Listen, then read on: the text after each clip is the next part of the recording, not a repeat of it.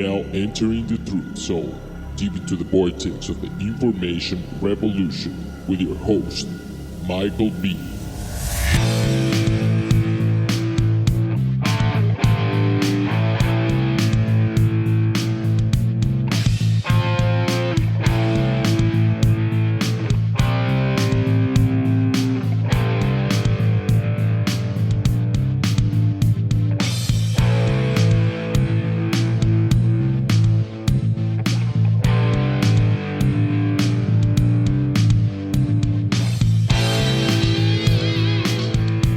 I am your host, Michael B., and this is The Truth Zone, coming to you live an hour later today due to personal issues, and it is so nice to do a 24-hour podcast with no pressure, so that when there is a rare time to deviate from the set time that you're all used to, it doesn't cause too much damage. When I was doing a once-a-week show on Blog Talk Radio and really had a live audience and a chat room and roundtable discussions, there was a lot more pressure, obviously, to show up at that Tuesday night at 8 o'clock Central Time without fail. Here, I have a little more flexibility.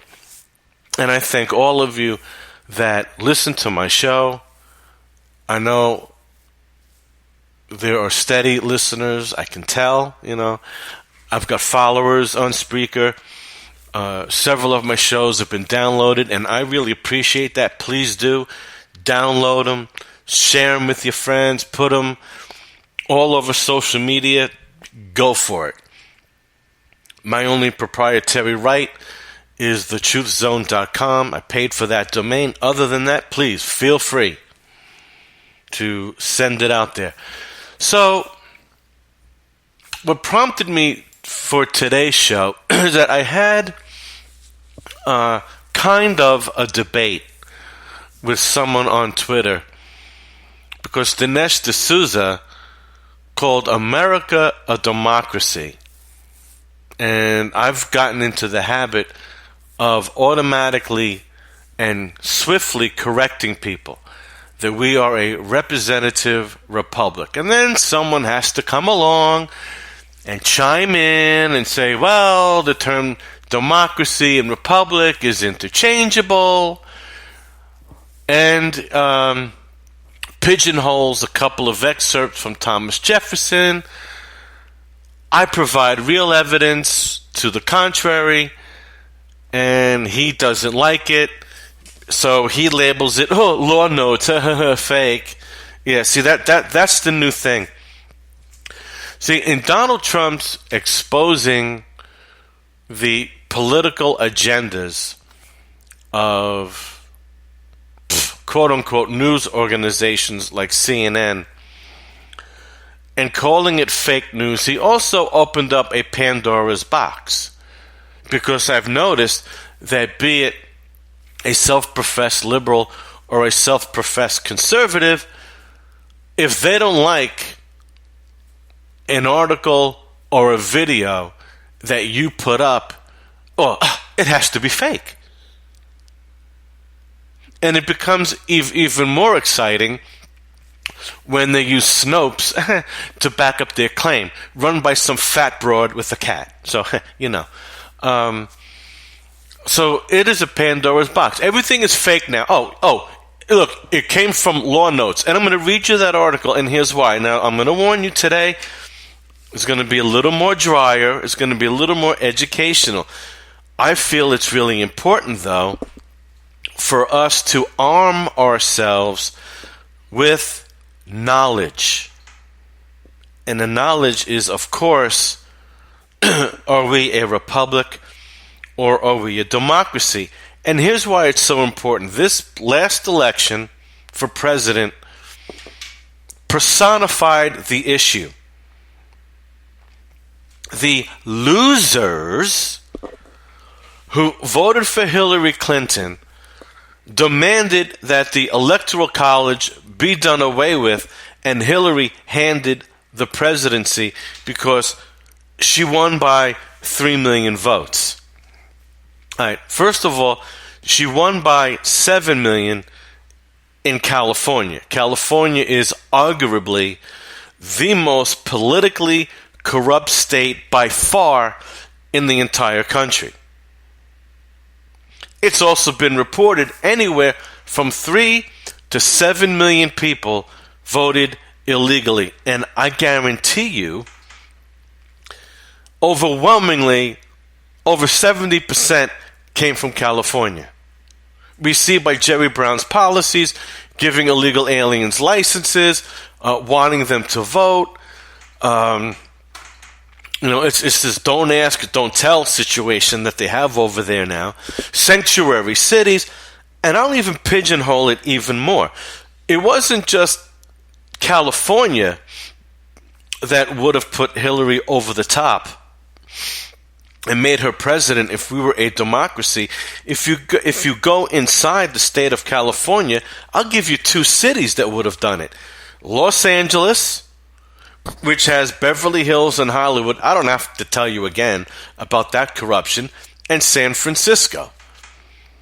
If you know anything about San Francisco, they've been, shall I say, weirdos for 100 years now. So it wouldn't have been just a state that would have given you Hillary Clinton. 2 cities in particular that are saturated with mental disorder called liberalism.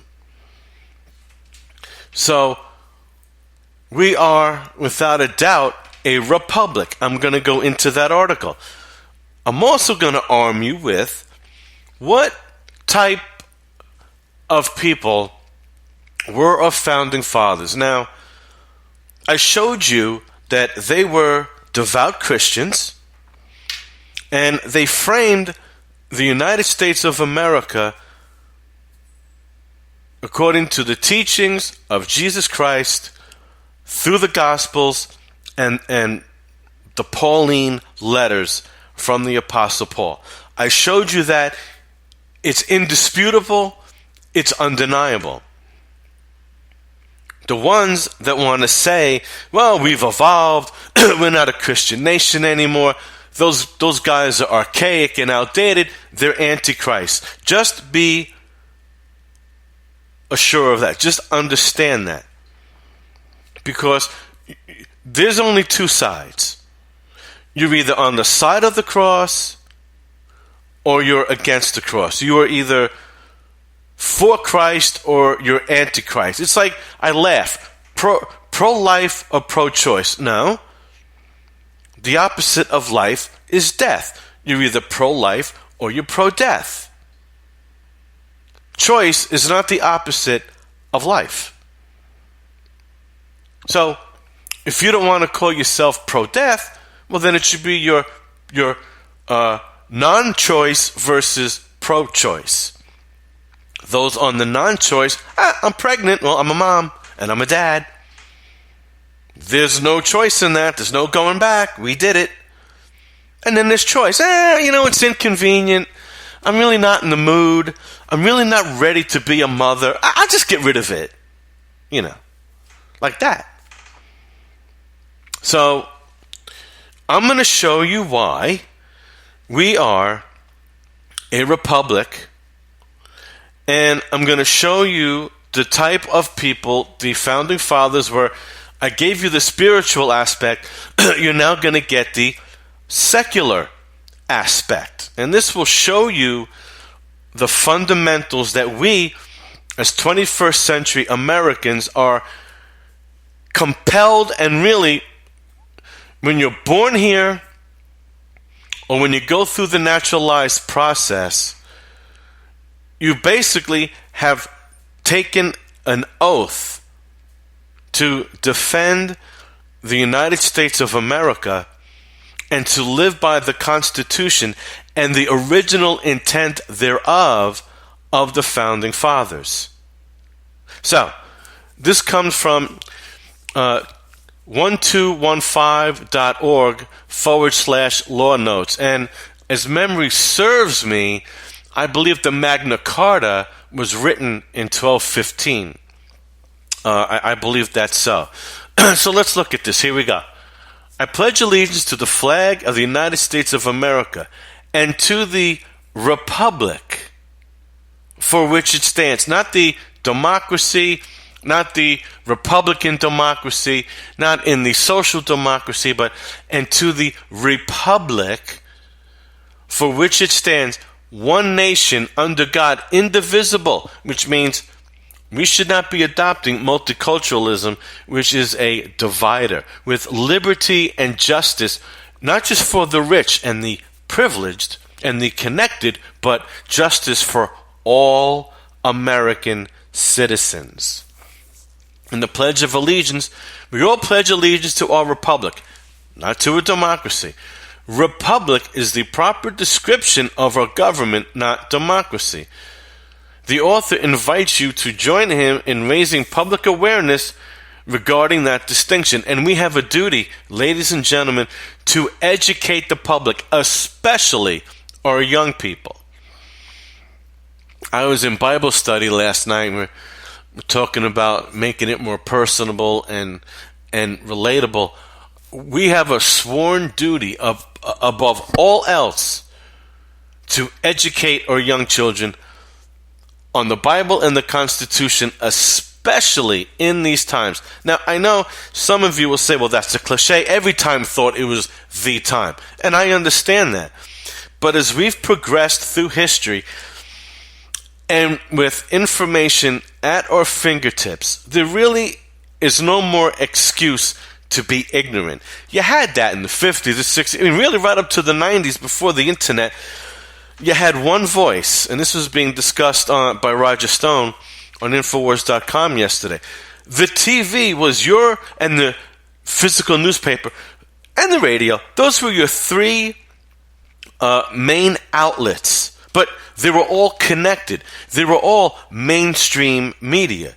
So you got your news and current events from these people. You place trust in them to be honorable. And let's face it, to do research on your own, you'd have to go to the library. You'd have to read books. You'd have to go through microfiche. Kind of time consuming. But now we're in a position where we have so many alternative and independent media that you type in a few words in Google or whatever search engine you use, and you can now investigate for yourself what the truth is, and you can build on that and share with that. So we are in the times where there are no more excuses. You either have the gumption and the initiative to find out the truth and to share the truth, or you make the decision to just conform and comply and go, yeah, whatever. But then when you get touched directly, don't start crying because you didn't take the step. So, a republic and a democracy are identical in every aspect except one. In a republic, the sovereignty is in each individual person. In a democracy, the sovereignty is in the group. That's absolutely correct. The majority rules over the minority. The Electoral College forces both final candidates to campaign in as many states as they can. If this was a democracy, a straight up and down vote, like every other election that takes place, because they're all in state, which personally, I think there should be mini electoral colleges in governor races. That's just my thought. If this was a straight up and down vote, Trump and Clinton would have just campaigned basically in New York, Texas, and California. And I'm probably missing another state that maybe have significant populations. But that's about it. They wouldn't be campaigning in the smaller states, and quite frankly, our voices wouldn't have been heard because it would have been California and New York monopolizing the presidency. So it is incorrect to say that America is a democracy. Now, here are the definitions. Republic, That form of government in which the powers of sovereignty are vested in the people and are exercised by the people either directly or through representatives chosen by the people to whom those powers are specifically designated. Note, the word people may either be plural or singular. In a republic, the group only has advisory powers. The sovereign individual is free to reject the majority groupthink. USA exception. If 100% of a jury convicts, then the individual loses sovereignty and is subject to groupthink as in a democracy. Now, democracy.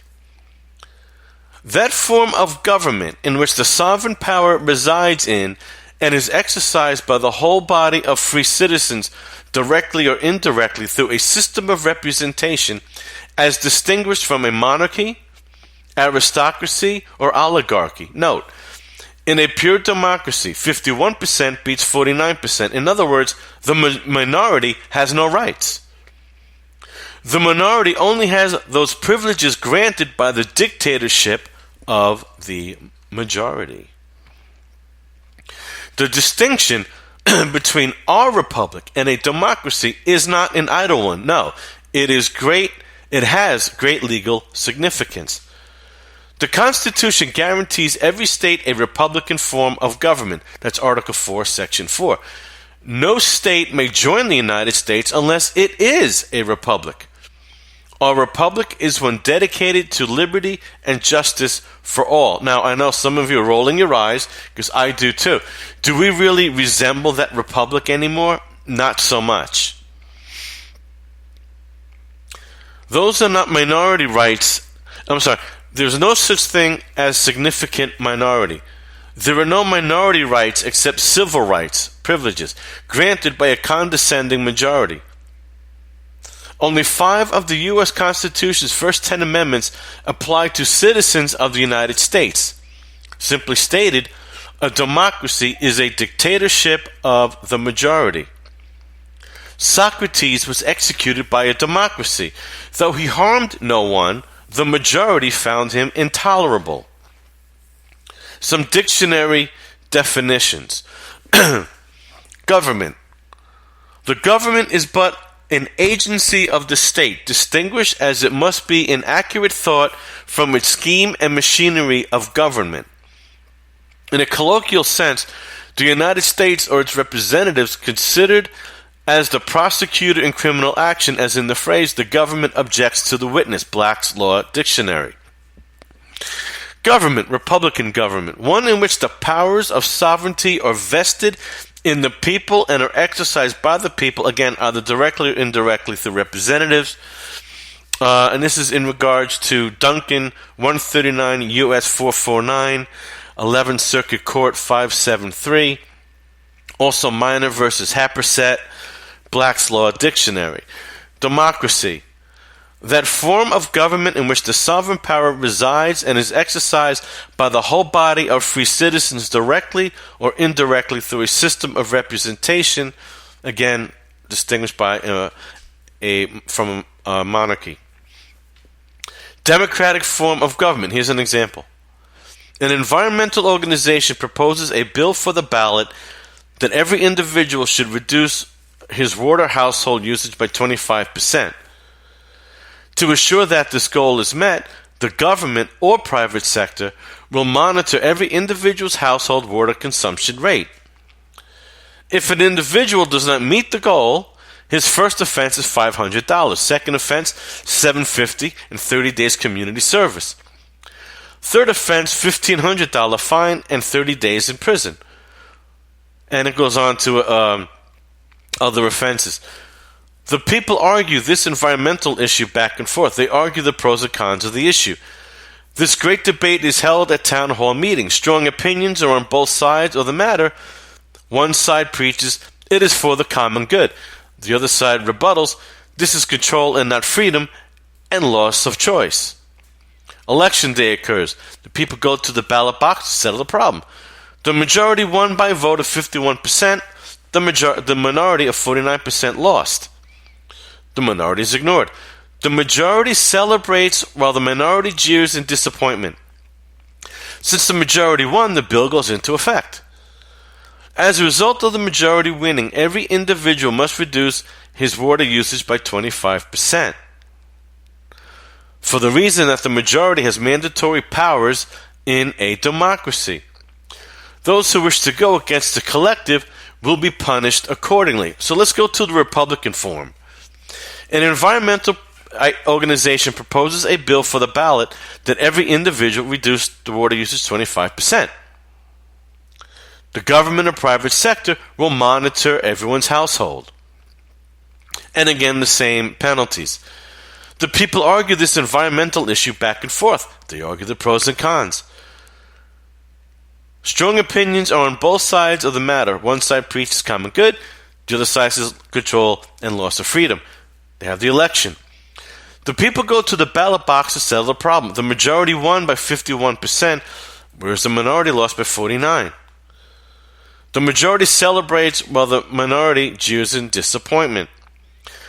Since the majority won, the bill goes into effect. As a result of the majority winning, it is advisory that every individual reduces household water usage by 25%.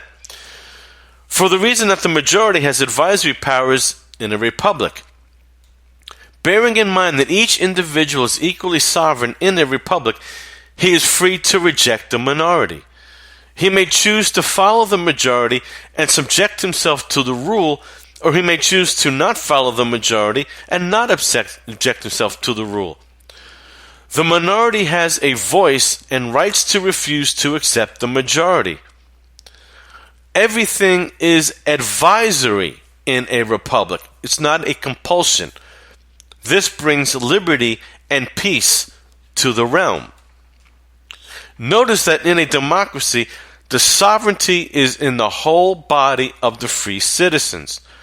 The sovereignty is not divided into smaller units such as individual citizens. To solve a problem, only the whole body politique is authorized to act. Also, being citizens, individuals have duties and obligations to the government. The government's only obligations to citizens are those legislatively predefined for by its whole body politique. In a republic, the sovereignty resides in the people themselves, whether one or many. In a republic, one may act on his own or through his representatives as he chooses to solve a problem. Further, the people have no obligation to the government. Instead, the government, being hired by the people, is obliged to its owner, the people. The people own government agencies. The government agencies own the citizens. In the United States, we have a three-tiered caste system consisting of people, government agencies, and citizens. The people did ordain and establish this Constitution not for themselves but for the United States of America. In delegating powers to the government agencies, the people gave up none of their own. See the preamble of the Constitution. This adoption of this concept is why the U.S. has been called the Great Experiment in Self-Government. The people govern themselves while their agents perform tasks listed in the preamble for the benefit of the people. The experiment is to answer the question, can self-governing people coexist and prevail over government agencies that have no authority over the people? Now, I say yes if there is an adaptation and an adherence not just to the government, but to the teachings of Christianity, which is the highest level of morals and ethics one could possibly achieve and adhere to. And that is exactly what John Adams said. He said, the U.S. Constitution is only built for a religious people. The citizens of the United States are totally subject to the laws of the United States thanks to the 14th Amendment. Please note, U.S. citizenship did not exist until July 28th, 1868. As a matter of fact, the collective states were considered individual and independent countries. Actually, the United States is a mixture of two systems of government, Republican under common law and Democratic under statutory law. And we're seeing, I believe, that through increased government regulations and more laws on the books, we are slowly entering into a democracy, which will then put us into an authoritative state in total if we do not put the brakes on this ourselves. The people enjoy their God-given natural rights in the Republic. In a democracy, the citizens only enjoy government-granted privileges under the guise of civil rights. Anything that the government can give you or take away are not rights. They are privileges at the behest and good graces of the government. If that is not tyranny, ladies and gentlemen, I don't know what is. There was great political division between two major philosophers, and I'm going to get into that in the next article. This is a great segue, Hobbes and Locke. Hobbes was on the side of government. He believed that sovereignty was vested in the state. Locke was on the side of the people. He believed that the fountain of sovereignty was the people of the state. Statists prefer Hobbes. Populists chose Locke. In California, the government code sides with Locke, and that's very ironic because we know the state that California is in. Sections 11120 and 54950 both say, the people of this state do not yield their sovereignty to the agencies that serve them. You know, Jerry Brown, Governor Jerry Brown, should look into this because you know what? He's in violation of both constitutions then, isn't he? I believe the entire California state legislature has violated both the federal constitution and its state's constitution, and they should be held accountable. The preambles of the U.S. and California constitutions also affirm the choice of Locke by the people. Now, he writes here, and I'm going to change that. It is my hope that the U.S. will always remain a republic because I value individual freedom. Well, here's the problem. It is my hope. It is the hope of the host of the Truth Zone that the United States of America will be restored to the republic it once was. And it is my belief that the 14th Amendment has to be done away with. And that we must revert back to a collection of individual sovereign countries. And that the government should be by the people, of the people, and for the people, as opposed to a country that and a government that is only for those that can pay for it. Because that's basically who we are now. And of course, we're seeing the depreciation in quality of this country on a spiritual, ideological, and societal way. It's no accident. Thomas Jefferson said that liberty and ignorance cannot coexist. And the footnote is, if a nation expects to be ignorant and free in a state of civilization, it expects what never was and never will be. Do we look more civil as a country now or perhaps earlier on? That is a question I leave for you. Will you help to preserve minority rights by fulfilling the promise in the Pledge of Allegiance to support the Republic? Will you help by raising public awareness of the difference between the Republic and a democracy? Well, I surely have taken the challenge. And I urge all of you, teach your children as young as possible. It is easier to teach children and groom healthy adults than to fix broken ones. So let's go into the second article. Who founded the country? And it's going to talk about Hobbes and Locke.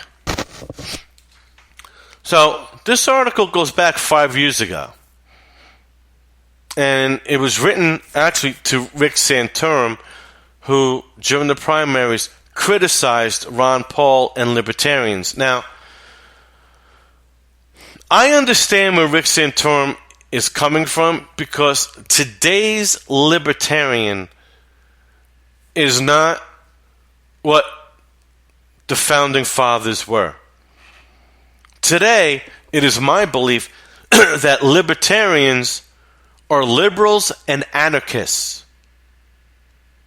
They think that you can exist with no laws at all and no government, which is ridiculous. Government is a necessary evil because, let's face it, if we're not going to be unified in the cross, and if we're not going to be unified in the U.S. Constitution, then we're going to have our own levels of morals or ethics, and we've really been polluted with situational ethics and unlimited amount of shades of gray. And therefore, we're going to have differences of opinion. I like to use this example. If we have no laws and no government, as a property owner, I may view a stranger coming onto my property uninvited as opposed to my neighbor. A stranger coming onto my property, I may feel compelled to shoot him in the chest. My neighbor may welcome let's say that same neighbor that same stranger went on my neighbor's property. He may ask him or her, "What are you doing here?" See, if there's no common laws, that's anarchy. We could just do what we want. Who can stop us? So I understand. I believe Santorum when he said, one of the criticisms I make, and this is Rick Santorum speaking, to what I refer to as more of a libertarianish right, they have this idea that people should be left alone, be able to do whatever they want to do. Government should keep our taxes down. Well, I do believe that, and keep our regulations low. I believe that too. That we shouldn't get involved in the bedroom. Well, I believe that too, except when, government likes to force certain agendas. But at any rate, we shouldn't get involved in cultural issues. Well, I will disagree with that libertarian, and I agree with Rick Santorum, because when we have certain ideologies coming in to harm our society and that go against the teachings of the founding fathers, then yes, we must address that. So I do agree with that statement. That is not how traditional conservatives view the world, and we'll get into the neocons. There is no such society that I am aware of where we've had radical individualism and that it succeeds as a culture. Now, he's right. He's absolutely right. But see, I believe, again, he's addressing 21st century hardcore libertarians who, to me, are really anarchists. And they're liberals. They're not the constitutional-loving, true libertarians of our founding fathers. So, as David Boaz pointed out in the interview with Judge Napolitano, Santorum seems to oppose a basic American principle, the right to the pursuit of happiness. I agree with him on this, but there is something even more fundamental here than that. It has to do with the conservative philosophy itself. One of the statements that Santorum makes is true. That is not how traditional conservatives view the world. There is a great disconnect between average Americans who refer to themselves as conservatives and the small groups of politicians and politically connected businessmen who call themselves likewise. The members of the former group believe in the founding principles of the United States, including the inalienable rights to life, liberty, and the pursuit, not the guarantee, but the pursuit of happiness. They believe that these rights are endowed by their Creator. In other words, they pre-exist the government. They are not created by the government. It is the government's one and only job to protect, not dictate, but to protect those rights, not give or take away, but to protect. And when the government fails to protect them and instead violates them, it is the duty of the people to alter or abolish the government. I don't think it needs to be altered. I don't think it needs to be abolished. I think many people need to be arrested and removed from office. These inalienable rights are also referred to as natural rights, meaning that man possesses them even in the state of nature, the state without government. For Jefferson, whose philosophy was inspired by Locke, the reason that men formed governments was to protect these rights better than they could be protected otherwise. Locke viewed man as capable of both good and evil. For Locke, man's natural side was a state of reason, which meant that he respected the rights of other men and observed the natural law of non-aggression. How's our military-industrial complex doing with that? Not too good. The state of nature has a law of nature to govern it, which obliges everyone, and reason, which is that law, teaches all mankind who will but consult it, that being all equal and independent, no one ought to harm another in his life, health, liberty, or possessions. For Locke and his philosophical heir Jefferson, this natural law of non-aggression was the basis of government power. By prohibiting aggression by one person or group against another, the government would preserve the natural rights to life, liberty, and property. Now, do you see? It wasn't the pursuit of happiness originally. It was life, liberty, and property. Importantly, repelling aggression was also the limit of government power. For when the government exercised power for any other reason, it was committing aggression itself and invading the rights it was meant to protect. That this was Jefferson's guiding political principle is clear from many of his statements to that effect. In his first inaugural address, he argued for a wise and frugal government, which shall restrain man from injuring one another, shall leave them otherwise free to regulate their own pursuits of industry and improvement, and shall not take from the mouth of labor the bread that it has earned, meaning no freaking income tax, thank you. This is the sum of good government, and this is necessary to close the circle of our felicities, and it's basically happiness. In a letter to Francis Walker Gilmer in 1816, he wrote, "Our legislatures are not sufficiently apprised of the rightful limits of their powers, that their true office is to declare and enforce only our natural rights and duties, and to take none of them from us. No man has a natural right to commit aggression on the equal rights of another. And this is all from which the laws ought to restrain him." Obviously, 201 years later, Thomas Jefferson would not be pleased with our legislators. Even on religious freedom, Jefferson based his position on the non-aggression principle. The legitimate powers of government extend to such acts only as are injurious to others, but it does me no injury for my neighbor to say there are 20 gods or no God. It neither picks my pocket nor breaks my leg. Well, I'm going to say this. I'm going to add a caveat. Thomas Jefferson wasn't dealing with Islam then. But by the way, it's interesting because he had to deal with that on the Barbary Coast, the Somalian pirates attacking United States ships.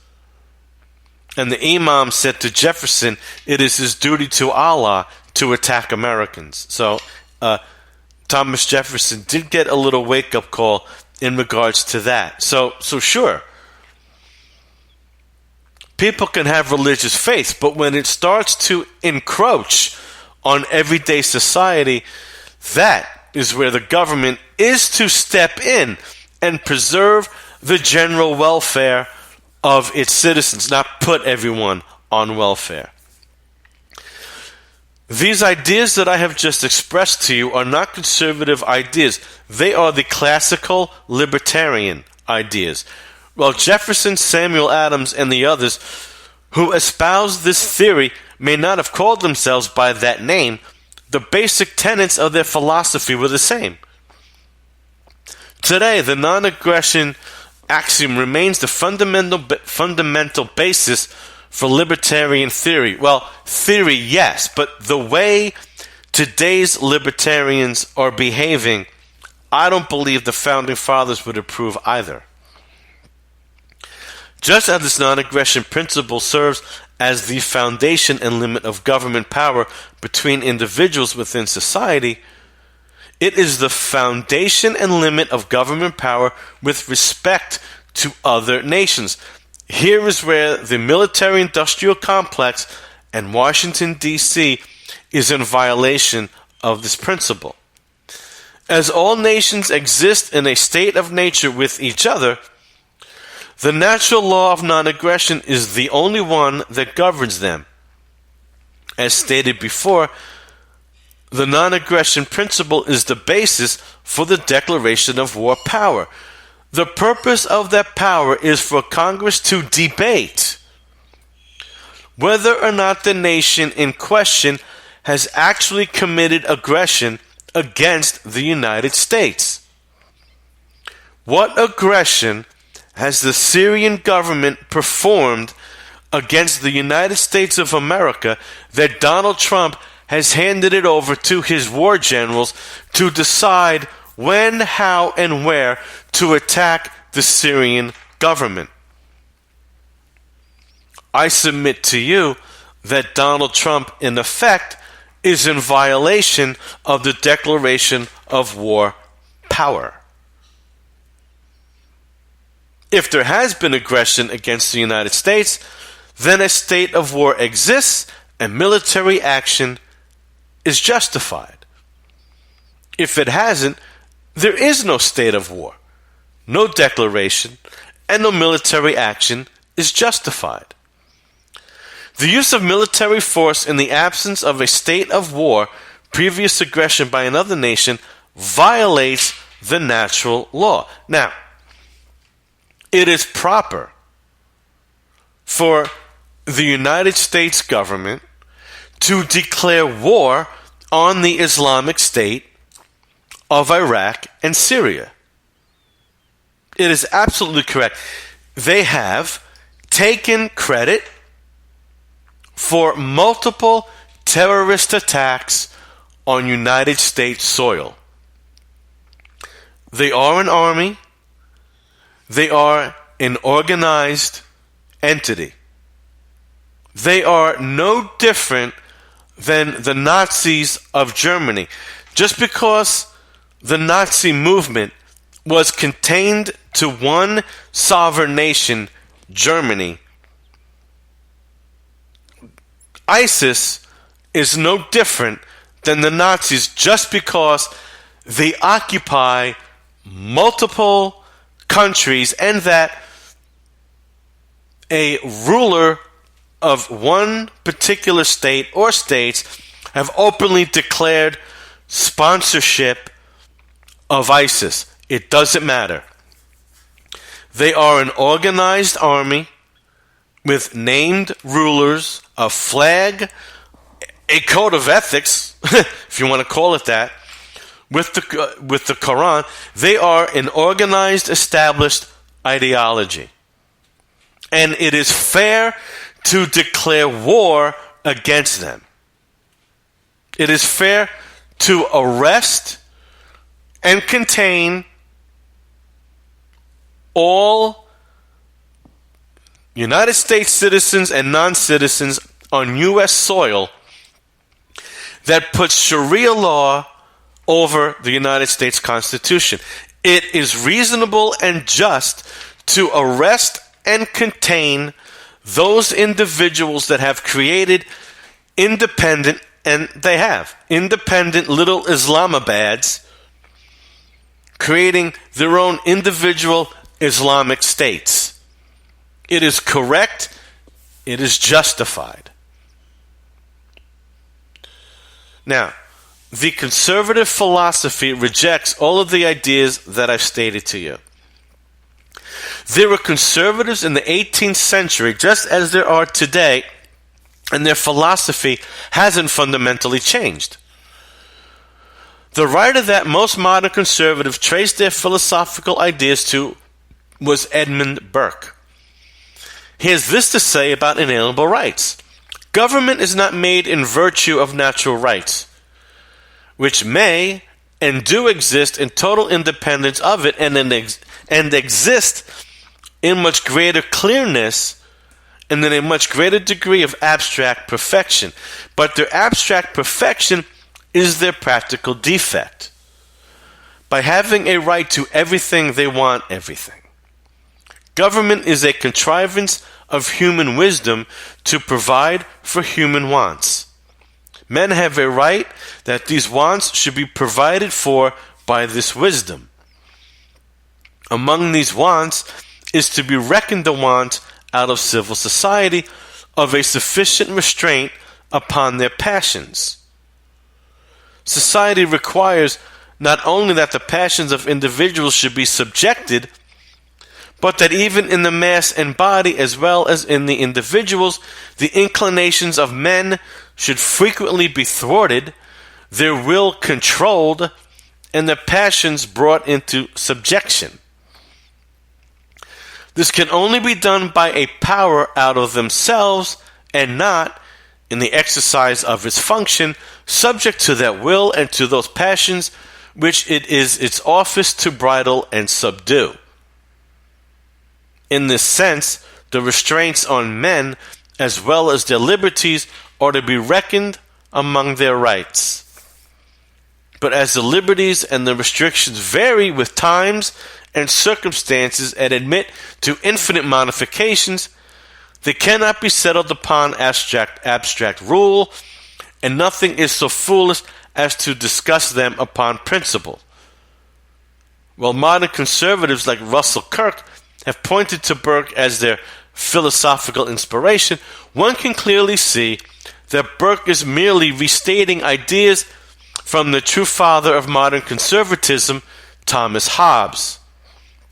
Hobbes asserted that in the state of nature, man has a right to everything, even a right to one another's bodies.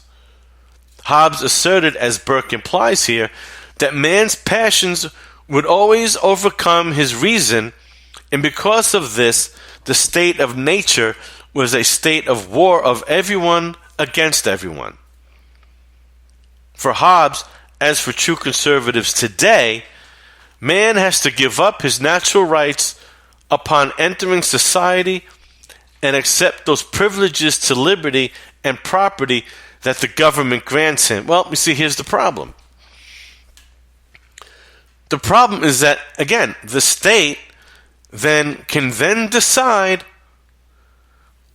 what rights you can have and what you can't have, what property you're allowed to have and not have, and if you're misbehaving, not behaving to their liking, they have the right to take those things away.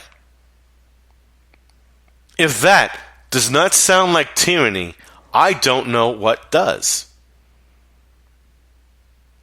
For Hobbes, not only did man give up his natural rights upon entering society, but he also had to grant the sovereign absolute and undivided power. This was necessary in order to completely dominate man's natural impulses. Well, this more sounds like absolute power corrupts absolutely. This was necessary in order to completely dominate the impulses, which would always lead him to harm his neighbor if they were not checked. Well, we've got more government regulations. We've got more government controls. Do we really look any less violent? I don't think so. Matter of fact, the more that government regulates society, like in our inner cities, gun control, there's more crime. So Hobbes is incorrect. On foreign policy, Hobbes also viewed all nations as existing in a state of nature. Right. We went over that. Since he viewed the state of nature as equivalent to the state of war, he viewed all nations not under the control of the sovereign as de facto enemies, and the sovereign being, in my estimation, the United Nations. In reading Leviathan, one can also hear George W. Bush's famous remark: "You are either with the terrorists, or you're either with us or with the terrorists."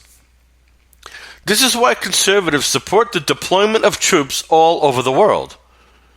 Like Hobbes, they believe that we are in constant danger from any nation, that we are not completely dominating with the threat of force. Well, here's the thing. We've gone into countries telling them how to live and how to do it. How have they responded, mostly? Do you think they responded in kind? Or do you think they pushed back? I think you know the answer to that. The reason that conservatism seeks to conserve the status quo is because its adherents do not believe that natural rights are inalienable. Upon entering society, man has to give up his natural rights. So the only rights that man has in society are those that he has been given by government. So in other words, man decides your rights and not our creator. Thus, if you get rid of the past, you get rid of the rights. While the status quo might not be optimal, the conservative believes that to get rid of the status quo means returning to the awful state of nature and necessitates reconstructing man's rights via government all over again. Conservatives are always fearful that rights can be lost and never regained, as opposed to libertarians who believe that rights are inalienable. Now, the conservative tradition in America does not trace back to Thomas Jefferson or the Declaration of Independence. No, it goes back to Alexander Hamilton and the Federalists, who were the conservatives of their day. Hamilton sought to preserve the status quo, which was a central government with absolute power, along with its mercantilist economic system, which was out of Britain, which we wanted to leave that, didn't we? The only change he sought was that the system be run by Americans rather than the British. Well, it's the same thing we're facing now with the health insurance industry, isn't it? The GOP, the conservatives, didn't want it run by the Democrats. No, that was a failure, and I agree. But instead of doing full repeal, which they passed in August of last year, knowing that Obama would veto it, the GOP establishment wants to basically give us Obamacare 2.0 with a little tweak here and a little tweak there, but still have the government tentacles on the health insurance industry. So, the Republicans just don't want it run by Democrats. They want it run by Republicans. Same thing. Hamilton was a Hobbesian on every issue, which is why he clashed. That doesn't sound right. I think this is where Mr. Mullen got it wrong. Oh, wait, I'm sorry. No, you're right. Never mind. I was thinking of Burke. Hamilton was a Hobbesian on every issue, which is why he clashed so stridently with Jefferson, who was with John Locke. Hamilton also believed that the power of the federal government had to be absolute. Otherwise, the separate states would be in the state of nature with each other and inevitably at war. Well, I don't know. Because I believe the only time that the states were at war was the state of 1860, which the government was pushing for more federal power under Abraham Lincoln. And which is why we got the 14th Amendment in 1868 consolidating everyone as U.S. citizens. That's the only time that we've had an internation insurrection. I don't like to call it a civil war because it wasn't civil. Right? No war is civil, and it wasn't fought by civilians. No, it wasn't. It was the Union government versus the rebellion, which was the Confederate Army. And look, the South, for a while, broke off into a separate and distinct Confederate group of independent states. One could argue that the South was actually fighting to preserve the preamble to the United States Constitution, whereas the Union Army was fighting for absolute power. One could make that argument. Economically, he wanted a central bank. High protectionist tariffs to enrich domestic manufacturers at taxpayer expense, and internal improvements, which meant the government using taxpayer money to build what we would today call infrastructure. Well, all of these policies were anti-free market. They served the agenda of securing the loyalty of a wealthy elite to the government. Now, one could argue, well, we need an infrastructure. How could we pay for it? Very simply put, the infrastructure of every state should be the responsibility of every state. And this is why you have toll roads and you have service roads. This gives the individual sovereign person a choice. Do I want to go down the toll road and pay the toll, or do I want to take a little longer drive and take the service roads and not pay the toll? That, folks, is liberty and choice.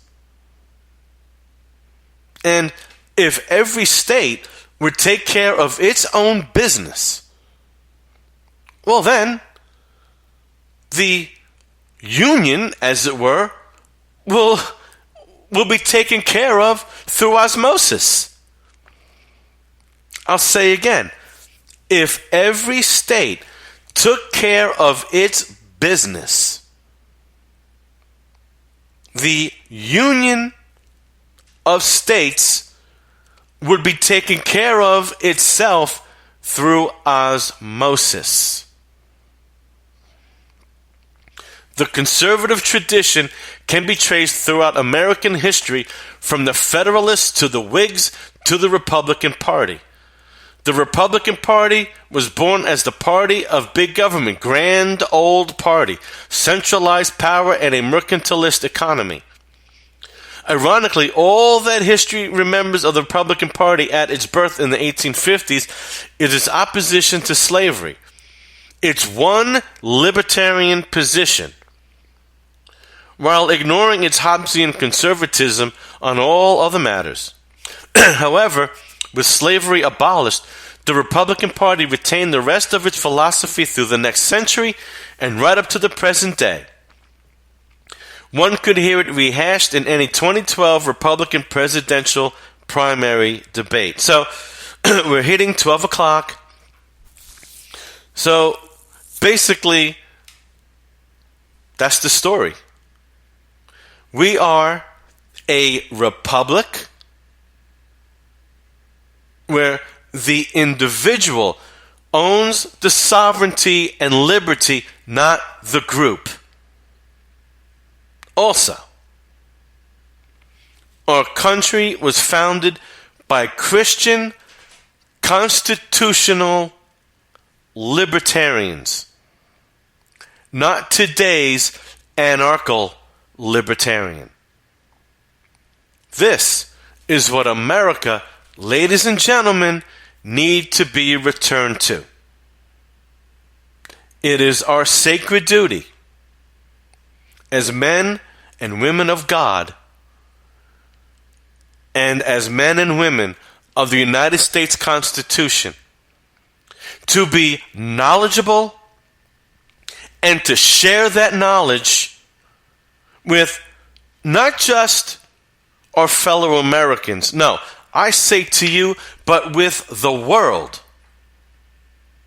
Only in that way can we ever reach a global individual sovereignty where each and every person counts. My name is Michael B. This is the Truth Zone. See you tomorrow live, 10 a.m. Central Time.